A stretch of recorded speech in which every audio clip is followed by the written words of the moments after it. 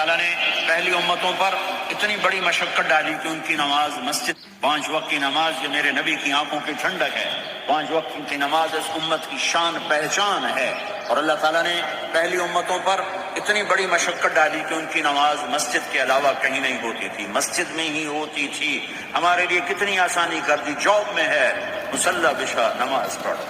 چلو مصلی بھی کوئی نہیں، زمین دیکھ اس پر کوئی گندگی تو کوئی نہیں ہے، بس زمین بھی تیرے لیے پاک ہے، چل نماز پڑھ۔ اور آسانی کر دی، پانی کوئی نہیں ہے کوئی بات نہیں، مٹی میں ہاتھ مار، منہ پہ مل، پھر ایک ہاتھ مار، یوں کر، چل نماز پڑھ، میں تیری قبول کروں گا۔ یہ کسی امت کے ساتھ یہ نہیں ہوا، انہیں وضو ہی کرنا تھا چاہے پانی 50 میل پر موجود ہو، اور ہمارے لیے پانی کوئی نہیں ہے، چلو تیمم، مٹی میں ہاتھ ہمارا یوں کیا، پھر ہاتھ ہمارا ایک یوں کیا ایک یوں کیا، چل بھائی اللہ اکبر قبول۔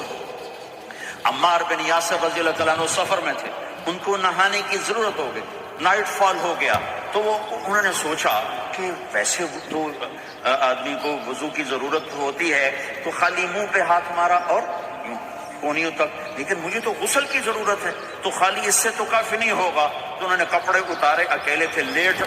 کے اوپر کبھی یوں لیٹے کبھی یوں لیٹے کبھی یوں لیٹے، 3-4 دفعہ یوں یوں اور یوں یوں رول ہوتے ہوتے پھر انہوں نے نماز پڑھی۔ آئے اللہ کے نبی کی بارگاہ میں، یا رسول اللہ مجھے رات کو نہانے کی ضرورت پڑ گئی، تو میں نے کہا وضو کے لیے تو خالی یہ 2 دفعہ کرنا کافی ہے، تو یہ تو نہانا تھا، تو میں تو ریت میں خوب رول ہوتا رہا۔ میرے نبی نے انما یکفیک ضربتان، ارے سیدھے بندے عمار، اس کے لیے بھی اتنا ہی کافی تھا کہ تو یوں کرتا اور یوں کرتا اور تو پاک ہو جاتا۔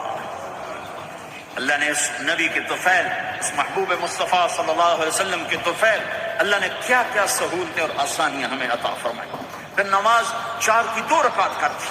کہ